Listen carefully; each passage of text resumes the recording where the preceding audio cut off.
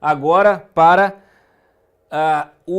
os dois, a dupla dinâmica aqui, o Roberto Teixeira e o Cristiano Zanin, que simplesmente aí são os advogados do Lula. Tá? A Lava Jato hoje cumpriu o mandado de busca e apreensão no escritório, né?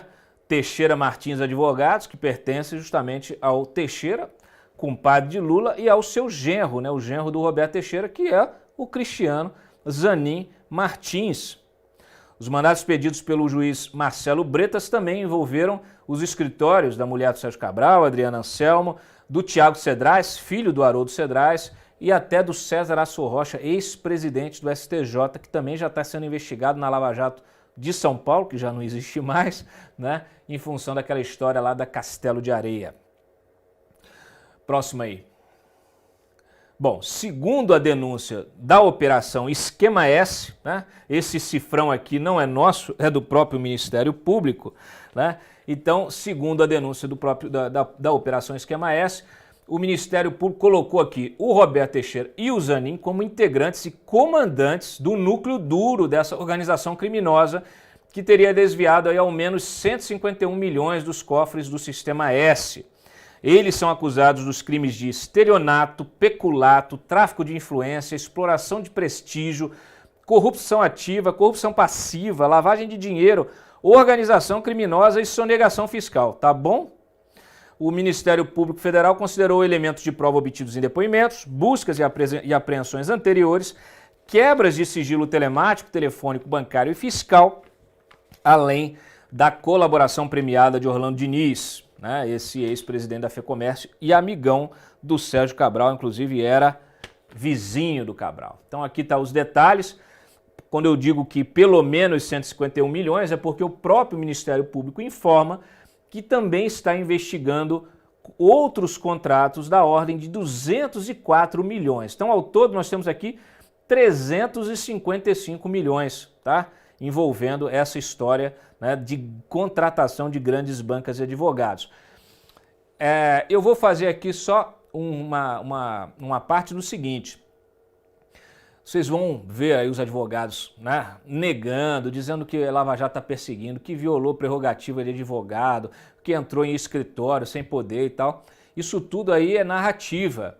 Essa investigação, eu nem achava que ela fosse mais sair, porque ela demorou muito tempo. E ela demorou muito tempo porque ela foi feita com um cuidado extremo.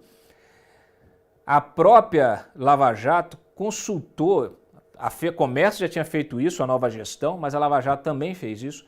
Ela consultou todos os escritórios, né? Tinha uma lista enorme, e cada contrato, e questionou. Esse contrato aqui, você prestou serviço? Você tem prova? Você atuou em quais autos? Né? Quais processos na justiça? Você prestou algum tipo de consultoria? Você emitiu pareceres? Onde estão esses pareceres? E aí, gente, eles descobriram que o Zanin e o Roberto Teixeira eles pegaram prestação de serviço de outros advogados, até de gestão anterior, e colocaram como se fosse a deles.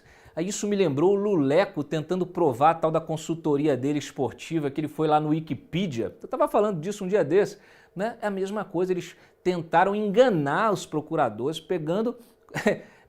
colocando documentos, autos, que eles falaram assim, não, a gente atuou aqui, e na verdade não é. Né? Eles foram ver, não, mas esse aqui quem atuou foi o outro advogado, foi o Sérgio Bermudes, foi antes até, né, da contratação de vocês. Não, esse parecer não foi emitido por... Então, assim, tentaram dar uma pernada, passar a perna nos procuradores, só que os procuradores foram mais espertos e muito cuidadosos. Então, esta investigação, esse inquérito, essa denúncia, para vocês terem uma ideia, ela tem mais de 500 páginas, tá? É uma coisa, assim, realmente muito bem estruturada, ok? E na própria delação do Orlando Diniz, ele diz que quando começou a negociar com o Roberto Teixeira, o primeiro contrato, ele falou, ó, é 10 milhões, tá? Para resolver aqui o teu problema, não é um problema jurídico, é um problema político. Então, 10 milhões, vou fazer umas ligações, e depois que ele voltou, né, disse assim, vamos fazer, só que esse 1 milhão aqui você me paga em dinheiro em espécie. E sabe quem entregou esse dinheiro em espécie? O Álvaro Novis, doleiro que foi preso na Lava Jato. Doleiro que atendia Odebrecht.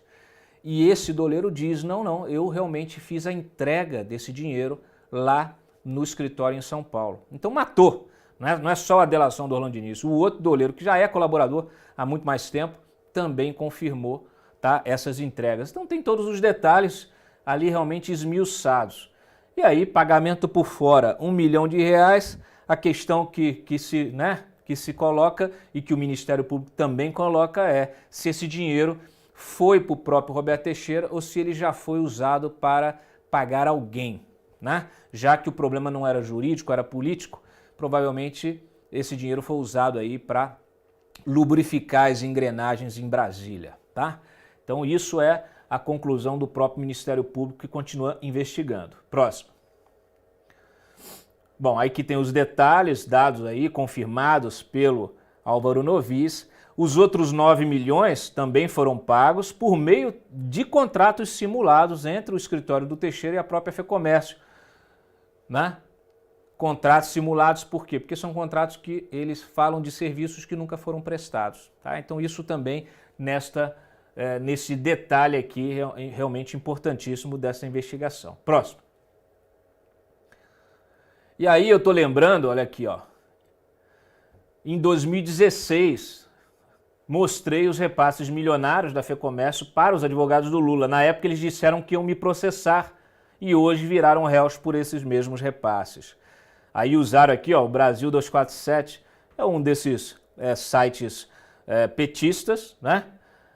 E falaram, tentaram intimidar, iam fazer tal. O processo nunca aconteceu, ele nunca chegou, nunca foi notificado de nada disso. Tá? Por quê? Porque eles sabiam que se isso virasse um processo, eu ia questionar e eu ia pedir para que eles apresentassem, então, a prova de que eles prestaram o serviço. Então eles já sabiam que não iam conseguir. Tá? E aí as investigações, ó, 4 anos depois. Então, o que eu digo para vocês? A gente aqui, né, às vezes faz umas colocações, publica informações, né? E você vê aí a reação, às vezes essa informação naturalmente não agrada, né, os acusados, às vezes é o governo de plantão, né, não agrada, então a gente é atacado, tá? E a gente vai ser sempre atacado por falar a verdade. Mas a verdade acaba aparecendo, em algum momento ela vem à tona. E aí quando ela vem à tona, ela é, assim, devastadora. Bom, segundo o próprio Ministério Público, o Zanin intermediou, tá, a contratação do filho do Humberto Martins para influenciar nas decisões do STJ de interesse do Orlando Diniz. É importante lembrar aqui, porque muita gente fala assim, pô, mas afinal de contas, qual era a questão do Orlando Diniz? Existia uma briga entre a CNC, a Confederação Nacional do Comércio, tá, e a regional, a FEComércio, né, que é a regional ali do Rio de Janeiro, né, do Sistema S. Era uma disputa, né, porque tinham feito fiscalização, tinham encontrado algumas irregularidades, então havia uma disputa para tentar retirar o Orlando Diniz. Então isso teve processo no TCU, isso teve liminar no STJ, né, isso virou realmente um imbróglio jurídico e o Orlando Diniz, em determinado momento, ele tentou ali, né, os caminhos jurídicos, tá? Quando ele entendeu que não ia ter jeito, né, ele foi aconselhado a optar por outra solução. E, inclusive, no meio disso é que aparece o Carlos Gabas, porque o Carlos Gabas, ministro da Previdência do Lula e da Dilma, ele ocupava o cargo de conselheiro fiscal da CNC. Então ele usava do seu poder para pressionar a FEComércio, pressionar a gestão do Orlando Diniz, dizendo o seguinte, a gente vai meter uma fiscalização em você aí. E ele ficava apavorado, porque sabia que tinha treta, né, dele lá com o Sérgio Cabral. Eles eram vizinhos no Leblon, vizinhos lá na casa de praia. O Orlando Diniz chegou a colocar a cozinheira da FEComércio ali, né, para fazer comida para o Sérgio Cabral na casa dele. Era uma coisa assim maravilhosa, né? O público e o privado realmente como uma coisa só para essa gente. Ele sabia que ia ter problema. E aí o Carlos Gabas, né, que é da turma do PT, que é dessa mesma turma, criava então o problema. Vou fiscalizar. E aí vinha o Zanin e o Roberto Teixeira com a solução. Deixa que a gente resolve, né? Aquele velho problema, aquela velha questão. Você cria um problema para depois propor uma solução. tá? Então, só volta um pouquinho, volta só para aquela. Então, ele nesta situação, em determinado momento, o Cristiano Zanin foi arrancando dinheiro, em determinado momento falou assim, não, a gente precisa contratar outras pessoas. E aí sugeriu a contratação do Eduardo Martins, que logo de cara levou 5,5 milhões, tá? Para influir aqui em atos praticados por ministros no STJ. Ele que é filho do atual presidente do STJ. Tá? Então, contratou ele, contratou o Eurico Teles, né? Advogado aí, que também a gente vai tratar dele, a Ana Basílio, que também vem a ser mulher do ex-presidente do TJ, tá? Do TJ não, perdão, do TRF2, é isso. E também até o Flávio Sveiter, que é filho, né, do Luiz Sveiter, que também é ex-presidente do TJ do Rio. Então é assim que essa gente atua, né? Contrata o filho, a mulher, o escritório do filho, o escritório da mulher, a própria Adriana Anselmo, mulher do Sérgio Cabral, também foi contratada nessa brincadeira aí. Próxima. Os advogados de Lula também intermediaram propina a um auditor do TCU. Olha só, olha a gravidade da acusação do Ministério Público, tá? Não sou eu que estou dizendo, é o MPF, é a Lava Jato do Rio. Segundo a denúncia, os advogados do Lula, aqui, o Teixeira e o Martim e o Zanin, recomendaram ao Orlando Diniz contratar o advogado Vladimir Espíndola para atuar nos bastidores do TCU, o que envolvia o pagamento de propina ao auditor do controle externo do tribunal chamado Cristiano Rondon Albuquerque. Ou seja, os caras compram até o auditor, tá? De acordo com a denúncia, o escritório do Espíndola recebeu R$ 4.800.000 da FEComércio para atuar em favor do Orlando Diniz e o advogado repassou R$ 827 mil ao auditor. O dinheiro foi distribuído ao auditor por meio do escritório do advogado Edgar Leite, que subcontratou o escritório de Leonardo Henrique Oliveira para repassar o dinheiro ao auditor, que eles fazem justamente essa triangulação, né? Uma forma aí de ocultar a origem do recurso. Segundo a denúncia, esse contrato da FEComércio com o Espíndola, cujo escopo era falso, na medida que os serviços ali apostos não condiziam com o trabalho de bastidores e corrupção do servidor público promovidos por Vladimir Espíndola e outros denunciados. E aí eu faço aqui uma ressalva. Quem é o Vladimir Espíndola? Ele já é um personagem. Vladimir Espíndola é filho, tá? Da ex-assessora, ex-chefe de gabinete do Antônio Palocci, tá? Que também já foi enrolada, ele junto, na Operação Zelotes. Vocês entenderam? Então é assim, tá? É isso aí. Aí tem mais os detalhes, ó, tá aqui, ó, Vladimir, justamente filho da Lita Espíndola, ex-assessora, ex-chefe de gabinete do Palocci, que também atuou lá na Zelotes, junto ao CARF, lá toda aquela trama. Próximo aí. Ó. Lita e seus filhos, Vladimir e Camilo, também são investigados na Zelotes por envolvimento no esquema de edição de medidas provisórias que beneficiaram o setor automobilístico.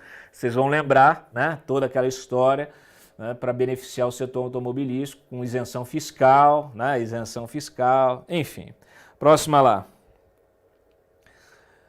Aí o Diniz, na delação dele, é engraçado que ele fala, ele reconhece que ele foi de comprador a mercadoria com a contratação do advogado Lula. Por quê? Ele, né, queria buscar uma solução, foi orientado a contratar o Zanin. Aí ele virou um boneco na mão do Zanin e do Roberto Teixeira, que começaram a usar, né, esse contato, esse problema do Orlando Diniz para extrair o máximo de recursos da FEComércio. Ele, inclusive, o Orlando Diniz, acusa o Zanin de ter bolado a ideia, a solução jurídica para você transferir recursos do Sistema S, do Sesc Senac, para a FEComércio. Porque a FEComércio tinha o seu orçamento, o Sesc Senac tinha o outro orçamento, né?